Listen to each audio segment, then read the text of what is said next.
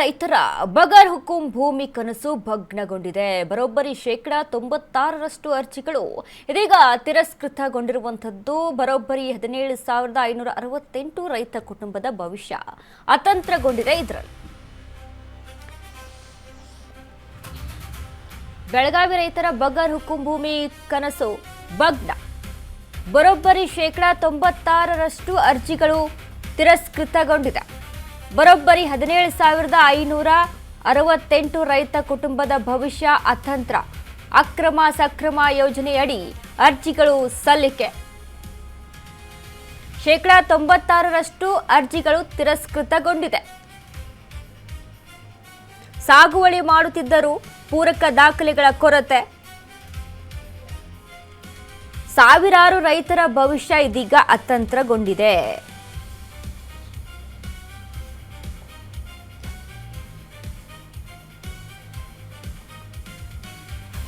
ಬರೋಬ್ಬರಿ 96% ಅರ್ಜಿಗಳು ತಿರಸ್ಕೃತಗೊಂಡಿರುವಂಥದ್ದು. ಬರೋಬ್ಬರಿ 17,568 ರೈತ ಕುಟುಂಬಗಳು ಇದೀಗ ಅತಂತ್ರಗೊಂಡಿದೆ.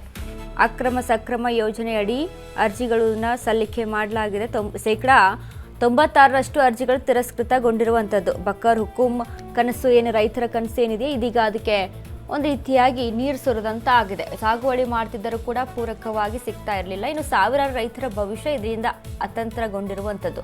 ರೈತರ ವಿಚಾರಕ್ಕೆ ಸಂಬಂಧಪಟ್ಟಂತೆ ರೈತರು ಹಲವಾರು ಯೋಜನೆಗಳು ಒಂದು ಕಡೆ ಬೆಳೆಯ ವಿಚಾರದಲ್ಲಿ ಕೈ ಕೊಡುವಂಥ ಅಂದರೆ ಯಾವುದಾದ್ರೂ ಮಳೆಯನ್ನು ನಂಬಿಕೊಂಡು ಏನೋ ಬಿತ್ತನೆ ಮಾಡ್ತಾ ಇರ್ತಾರೆ, ಏನೋ ಕೃಷಿಯನ್ನು ಆರಂಭಿಸ್ತಾ ಇರ್ತಾರೆ. ಬಟ್ ಅಲ್ಲೂ ಕೂಡ ಸರಿಯಾದ ವ್ಯವಸ್ಥೆಯಲ್ಲಿ ಸರಿಯಾದ ರೀತಿಯಲ್ಲಿ ಮಳೆ ಆಗೋದಿಲ್ಲ, ಅಲ್ಲೂ ಕೂಡ ಸಮಸ್ಯೆ. ಮತ್ತೊಂದು ಕಡೆ ಏನಾದರೂ ಸರ್ಕಾರದ ಯೋಜನೆಗಳನ್ನು ಅಲ್ಲಿ ಸದುಪಯೋಗ ಮಾಡ್ಕೊಳ್ಬೇಕಪ್ಪ ಅಂತ ಅನ್ನುವಂಥ ನಿಟ್ಟಿನಲ್ಲಿ ಕೂಡ ಈ ರೀತಿಯಾದಂಥ ಅಡೆತಡೆಗಳು ಎದುರಾಗುವಂಥದ್ದು. ಸೊ ಹೀಗಾಗಿ ಒಟ್ಟಾರೆಯಾಗಿ ಅಕ್ರಮ ಸಕ್ರಮ ಯೋಜನೆ ಜಾರಿಗೊಳಿಸಿದಂಥ ಸರ್ಕಾರ ಬೆಳಗಾವಿ ರೈತರಿಗೆ ಪಂದಪ್ಪಳಿಸಿದಂಥ ಬರಸಿಡಿಲು. ಬೆಳಗಾವಿಯ 18,538 ರೈತರಿಂದ ಜಿಲ್ಲಾಡಳಿತಕ್ಕೆ ಅರ್ಜಿ. ಕೇವಲ 671 ಅರ್ಜಿಗಳು ಸ್ವೀಕೃತ. 17,568 ರೈತರ ಅರ್ಜಿ ಸ್ವೀಕೃತ ಆಗಿಲ್ಲ. ಬೆಳಗಾವಿಯ ಸಾವಿರಾರು ರೈತ ಕುಟುಂಬಗಳ ಭವಿಷ್ಯ ಇದೀಗ ಅತಂತ್ರಗೊಂಡಿದೆ. ಬೆಳಗಾವಿ ಜಿಲ್ಲಾಧಿಕಾರಿ ಹಂತದಲ್ಲೇ ಅರ್ಜಿಗಳು ತಿರಸ್ಕಾರ ಆಗಿದೆ. ಯಾವ ಕಾರಣಕ್ಕೆ ಅರ್ಜಿಗಳು ತಿರಸ್ಕಾರ ಆಯಿತು? ಅಕ್ರಮ ಸಕ್ರಮ ಯೋಜನೆ ಜಾರಿಗೊಳಿಸಿದ್ದಂಥ ಸರ್ಕಾರ ಬೆಳಗಾವಿಯ ರೈತರಿಗೆ ಬರಸಿಡಿಲು ಒಂದು ಕಡೆ ಎದುರಾಗಿದೆ. ಮತ್ತೊಂದು ಕಡೆ ಹಾಕಿದಂಥ ಈ ಅರ್ಜಿಗಳು ಕೂಡ ಸ್ವೀಕಾರಗೊಂಡಿಲ್ಲ. 18,238 ರೈತರಿಂದ ಜಿಲ್ಲಾಡಳಿತಕ್ಕೆ ಅರ್ಜಿ ಹಾಕಲಾಗಿತ್ತು. ಕೇವಲ ಅದರಲ್ಲಿ 671 ಅರ್ಜಿಗಳು ಮಾತ್ರ ಓಕೆ. 17,568 ಅರ್ಜಿಗಳು ಸ್ವೀಕಾರ ಆಗಿಲ್ಲ. ಹೀಗಾಗಿ ರೈತ ಕುಟುಂಬಗಳ ಭವಿಷ್ಯ ಅತಂತ್ರಗೊಂಡಿದೆ.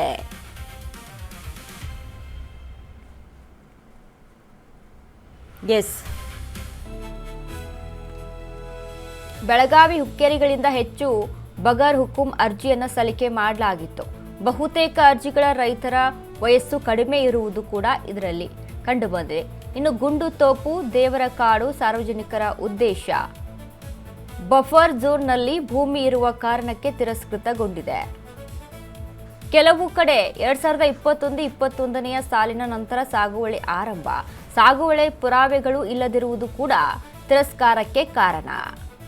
ಜಿಲ್ಲೆಯ ಖಾನಾಪುರ, ಯರಗಟ್ಟಿ, ರಾಮದುರ್ಗ, ಕಿತ್ತೂರು, ಬೆಳಗಾವಿ ಹುಕ್ಕೇರಿಗಳಿಂದ ಹೆಚ್ಚು ಬಗರ್ ಹುಕುಂ ಅರ್ಜಿಯನ್ನ ಹಾಕಲಾಗಿತ್ತು. ಬಟ್ ಬಹುತೇಕ ಅರ್ಜಿಗಳ ರೈತರ ವಯಸ್ಸು ಕೂಡ ಕಡಿಮೆ ಇರುವುದರಿಂದ ನೋಡಿ ಯಾವ ಕಾರಣಕ್ಕೆ ತಿರಸ್ಕಾರಗೊಂಡಿದೆ ಅಂತ ನೋಡಿದಾಗ